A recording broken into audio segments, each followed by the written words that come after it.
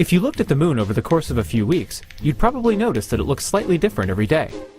The change in its shadow is based on where the moon is in its orbit. We call this cycle the phases of the moon, and it occurs roughly once a month. At least twice a year, however, something quite different happens.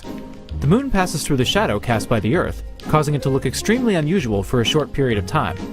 From the Earth, the moon will appear to darken and turn a deep red before eventually returning to normal. This is called a lunar eclipse.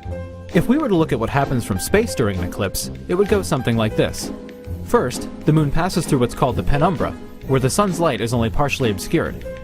This results in only a slight darkening of the moon. As the moon continues along its path, however, it enters what's called the umbra, where all direct light from the sun is blocked.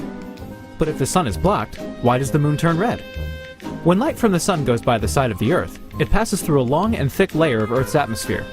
Shorter wavelengths of sunlight, like blue, are scattered by the atmosphere, so by the time the light has finished its trip to the moon, more of the longer wavelengths, like red, are left over. On the Earth, the same thing happens at sunset as the ground you stand on gradually passes into night. As the eclipse ends, the moon leaves the umbra, returns to its normal color, and then leaves the penumbra, brightening and resuming its original cycle.